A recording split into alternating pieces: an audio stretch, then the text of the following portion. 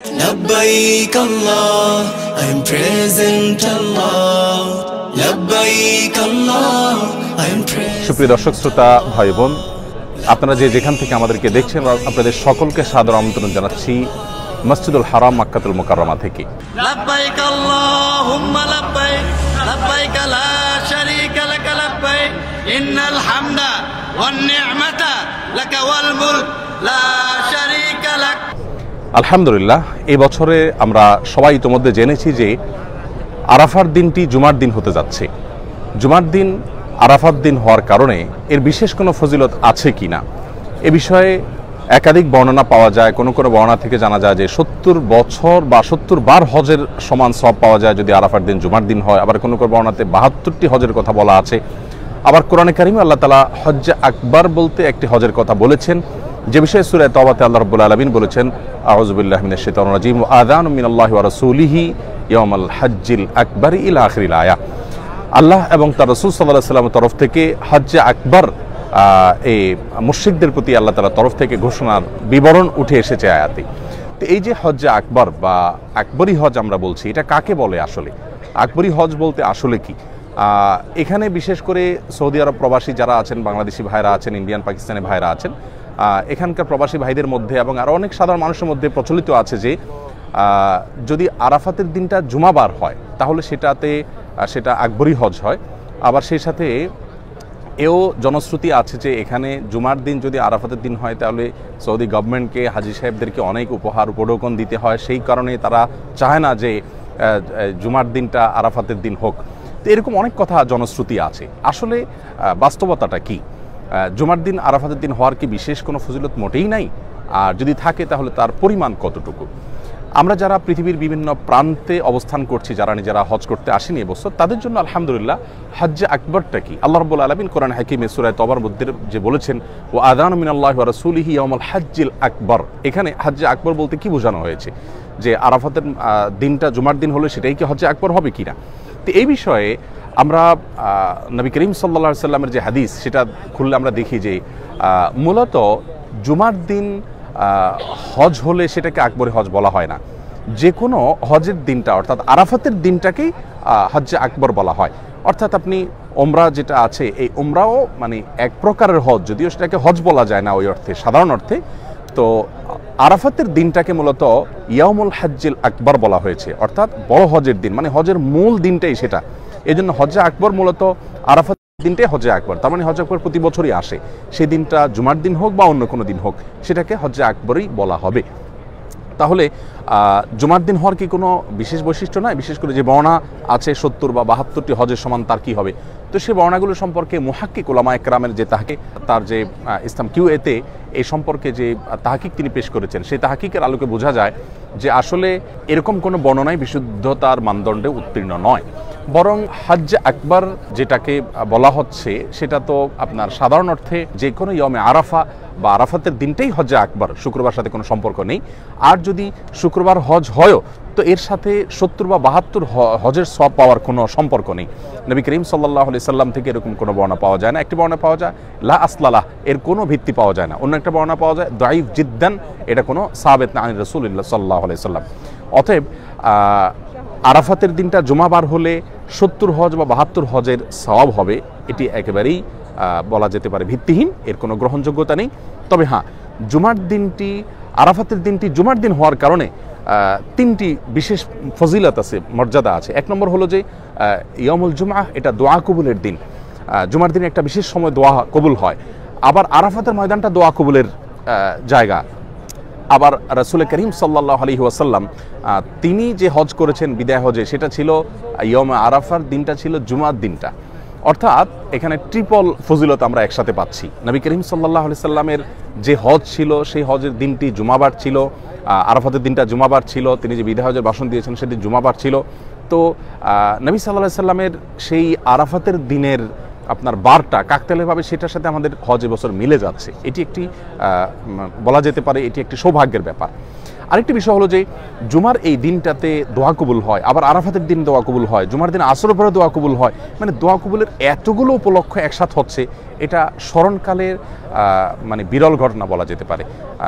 যতটুকু শুনেছি 2014 সাল বা তার কিছুটা আগে একবার হয়েছে, আর এবার হচ্ছে, আবার হয়তো কত বছর পরে আসবে সেটা আল্লাহ তাআলা ভালো জানেন। অতএব আমরা যারা আরাফাতের ময়দানে যাওয়ার সুযোগ পাবো তারা তো এবছরের দোয়া আমাদের জন্য একটা বিরাট সুবর্ণ সুযোগ। এমনিতে আমি প্রায় সময় বলার চেষ্টা করি যে আরাফাতের ময়দানের দোয়া গুলি মিস হলেও এটি হয় না। যদি আপনি সঠিকভাবে সুন্দরভাবে আদায় করতে পারেন তাহলে ইনশাআল্লাহ বিইذনিল্লাহ আরাফাতের ময়দানের দোয়া আল্লাহ রাব্বুল আলামিন কবুল করবেন। অতএব সেজন্য আমরা যারা আরাফাতে যাব তারা তো দোয়া কবুল করবো ইনশাআল্লাহ। আর যারা আরাফাতের ময়দানে অবস্থান করছি না তারাও নিজ নিজ জায়গা থেকে আমাদের কিছু করণীয় আছে, তারাও আমাদের নিজের জায়গা থেকে কিছু করণীয় আছে। আমরা আরাফাতের দিন সম্পর্কে নবী করিম সাল্লাল্লাহু আলাইহি ওয়াসাল্লাম বলেছেন যে খায়রুদ দুআই দুআউ ইয়াউমি আরাফা, আরাফাতের দিনের দোয়া হলো সবচেয়ে শ্রেষ্ঠ দিন। ওয়া খায়রু মা কুলতু আনা ওয়ান নাবিয়্যুনা মিন ক্বাবলি লা ইলাহা ইল্লাল্লাহু ওয়াহদাহু লা শারীকা লাহু লাহুল মুলকু ওয়া লাহুল হামদ ওয়া হুয়া আলা কুল্লি শাইইন কাদির। এই বাক্যগুলো আমরা প্রত্যেকে যার যার জায়গা থেকে আরাফাতের দিনে করতে পারি। সেই সাথে আরাফাতের দিনের দোয়া আরাফাতের ময়দানে কবুল হবে, এটা বেসিক হলেও অনেক উলামা ইকরাম বলেছেন এই দিনে আপনি পৃথিবীর যে কোনো প্রান্তে থাকেন হাজী সাহেবদের সাথে মিল রেখে আপনি দোয়া করলে আল্লাহ রাব্বুল আলামিন কাকে কোন উসিলাতে কোন বাহানাতে দিবেন সেটা তিনি ভালো জানেন। সেই হিসাবে আমরা দোয়া প্রত্যেকে যার যার জায়গা থেকে করতে পারি। আমরা চেষ্টা করব আপন জায়গা থেকে আরাফাতের দিনে আল্লাহর কাছে দোয়া করার, যে আল্লাহ আমি যেতে পারি নাই, এখান থেকেই করছি, তুমি কবুল করো। আল্লাহ তাআলা চাইলে কবুল করতে পারেন, বিধায় আমরা সেই চেষ্টা অব্যাহত রাখবো ইনশাআল্লাহ। আর আরাফাতের দিনের যে সিয়ামু ইয়াউমি আরাফা আহতাসিবু আলাল্লাহি আন ইউকাফিরা আস-সানাতাল্লাতী ক্বাবলাহু ওয়াল্লাতী বা'দাহু কামা ওয়ারাদা ফি রিওয়ায়াতি মুসলিম। নবী করিম সাল্লাল্লাহু আলাইহি ওয়াসাল্লাম বলেছেন আরাফাতের দিনের রোজা এক বছর আগের এক বছর পরের গুনাহকে আল্লাহ তাআলার পক্ষ থেকে মাফ করায় দেয়। অতএব যারা হাজী সাহেব নন এটা তাদের জন্য প্রযোজ্য। হাজী সাহেবরা রোজা রাখবেন না, তারা শুধুমাত্র ওখানে দোয়া করবেন এবং খাওয়া দাওয়া করবেন দিনভর। তো যারা হাজী সাহেব নন তারা এই দিনে দোয়া করবেন, আবার নফল সিয়াম রাখবেন, আবার ওই যে উত্তম দোয়া লা ইলাহা ইল্লাল্লাহু ওয়াহদাহু লা শারীকা লাহু লাহুল মুলকু ওয়া লাহুল হামদু ওয়া আলা কুল্লি শাইইন কাদির, উত্তম জিকির, এই জিকিরটা বেশি বেশি করে পাঠ করবেন আরাফাতের দিনে। আরাফাতের দিন বলতে বাংলাদেশের 9 তারিখকে বোঝানো হবে নাকি আপনার এই যে হাজী সাহেবরা যেদিন অবস্থান করছেন সেদিনটাকে বোঝানো হবে, এই বিষয়ে আমরা এর আগে বারবার বলেছি।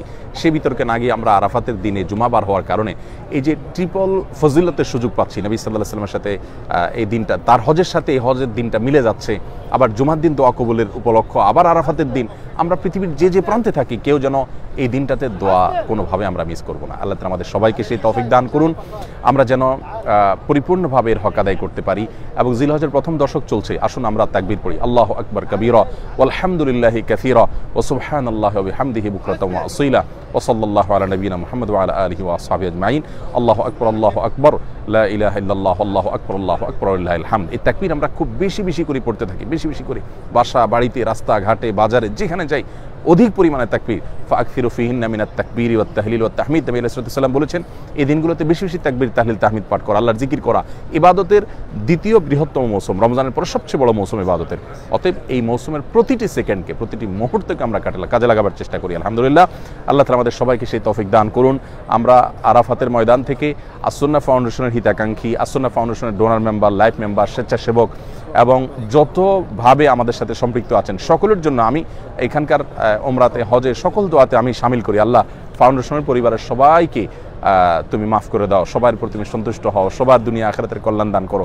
আমি প্রত্যেকটা দোয়া কবুলের জায়গায় দোয়া করি, ইনশাআল্লাহ এবারও করব, আপনারা আমাদের জন্য দোয়া করবেন ইনশাআল্লাহ বিইذনিল্লাহ। আবারও বলছি, এবার আরাফাতের দিনটা কোনোভাবে যাতে মিস না হয়, আল্লাহ রাব্বুল আলামিন আমাদের সবাইকে তৌফিক দান করুন।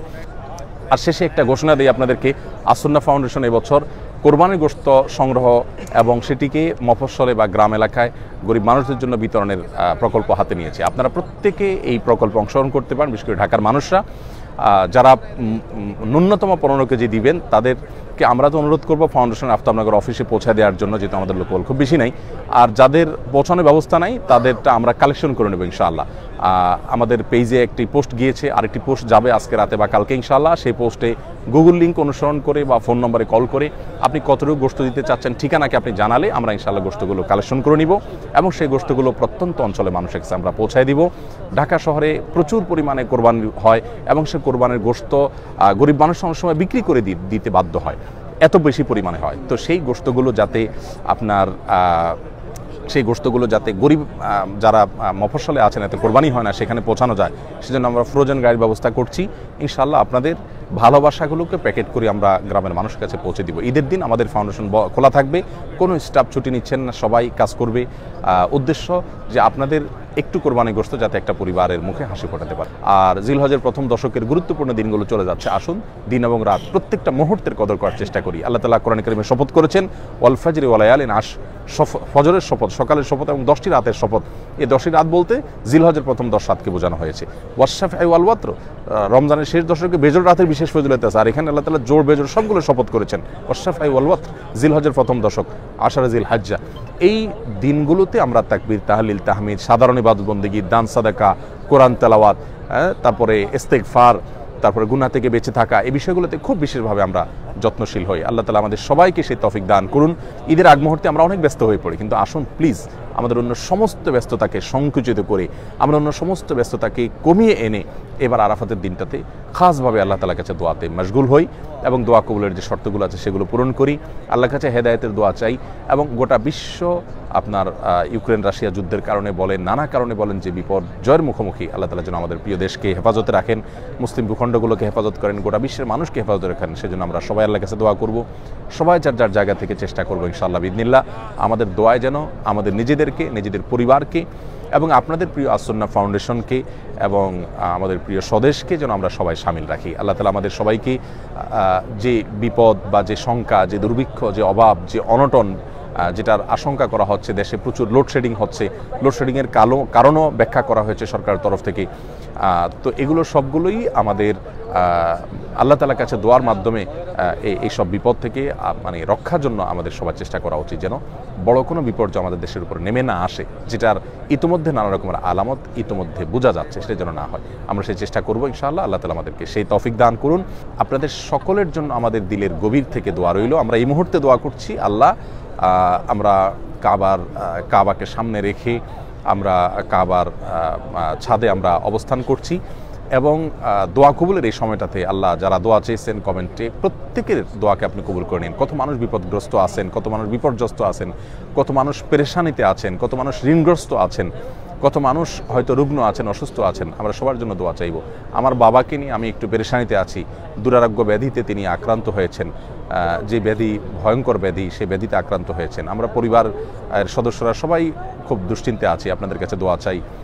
আমার বাবার জন্য আপনারা দোয়া করবেন, আমিও দোয়া করছি। আল্লাহ তাআলা আমার বাবাকে শিফা কামাল আজলা দান করেন। আর আপনাদের জন্য আমাদের দোয়া অব্যাহত আছে, থাকবে ইনশাআল্লাহ বিইذনিল্লাহ, যেন আল্লাহ রাব্বুল আলামিন আমাদের সকলের সমস্ত সমস্যা দূর করেন। কমেন্টকারী যারা আছেন, যারা কমেন্ট করতে পারেন নাই কিন্তু দেখছেন, মনে প্রাণে দোয়া নিবেদন করছেন, আপনাদের কাছে জন্য আমরা দোয়া করি। আল্লাহ রাব্বুল আলামিন আপনাদের সবার দোয়াকে কবুল করেন, সবার দোয়াকে আল্লাহ তাআলা মঞ্জুর করেন। আমাদের সবাইকে আল্লাহ তাআলা জান্নাতুল ফিরদাউসের আঙ্গিনা, এখানে যেরকম দেখতে পাচ্ছেন সবাই আমরা একত্র হয়েছি, আসলে এই হারামের আঙ্গিনা একত্রিত হওয়ার যে আনন্দ, আল্লাহর শপথ করে বলছি, পৃথিবীর অন্য কোনো কিছুর সাথে এই স্বাদকে, এই তৃপ্তিকে তুলনা করা যাবে না।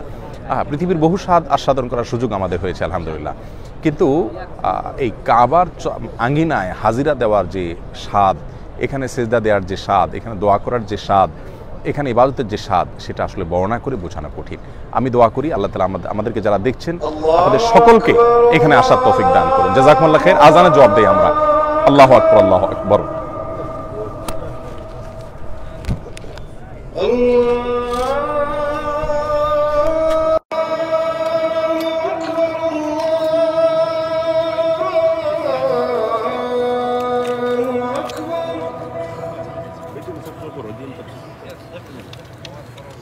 أشهد أن لا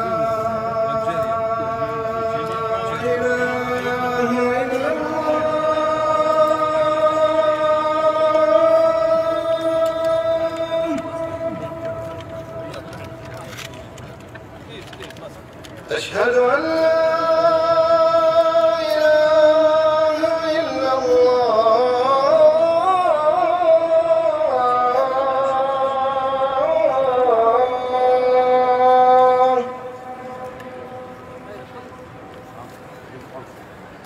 أشهد أن محمدا رسول